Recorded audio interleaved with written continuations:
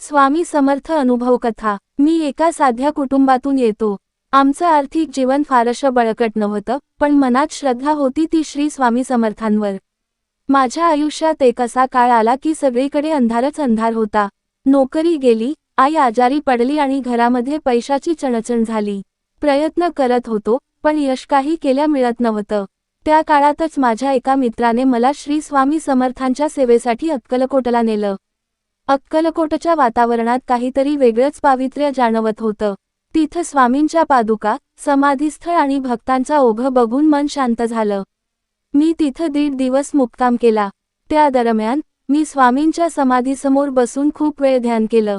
मनात काहीच नव्हतं, फक्त एकच प्रार्थना, स्वामी, आता तुम्हीच मार्ग दाखवा। त्या रात्री मला एक अद्भुत स्वप्न पडलं। स्वप्नात एक तेजस्वी मूर्ती माझ्यापाशी आली आणि म्हणाली, घाबरू नकोस, वेळ लागेल पण सर्व काही सुरळीत होईल। श्रद्धा ठेव। जाग आली तेव्हा डोळ्यात पाणी होतं, पण मनात एक वेगळी शक्ती आणि समाधान होतं। परत आल्यानंतर हळूहळू आयुष्यात बदल घडायला लागले। माझ्या जुन्या कंपनीतून मला पुन्हा कामावर बोलावलं। काही आठवड्यांत आईचं आरोग्यही सुधारायला लागलं। एक दिवस अचानक एक क्लायंट मला स्वतःहून संपर्क करून मोठं प्रोजेक्ट देऊन गेला। मी आश्चर्यचकित झालो, पण लगेच लक्षात आलं की ही सर्व कृपा स्वामी समर्थांची आहे।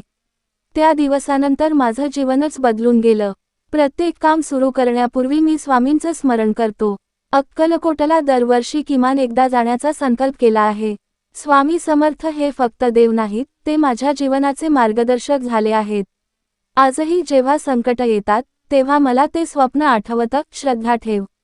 स्वामींची कृपा असली की काहीही अशक्य वाटत नाही। त्यांच्या चरणी केलेली प्रार्थना केव्हा तरी उत्तर देतेच, पण त्यासाठी संयम आणि श्रद्धा आवश्यक असते। माझा अनुभव हेच सांगतो की स्वामी समर्थ हे केवळ चमत्कार दाखवणारे संत नाहीत, तर आपल्या मनामध्ये आत्मविश्वास जागवणारी दिव्य शक्ती आहेत। शेवटी एवढंच म्हणेन, जो जे वांछील तो ते लाहो, स्वामी कृपेचा लाभ हो।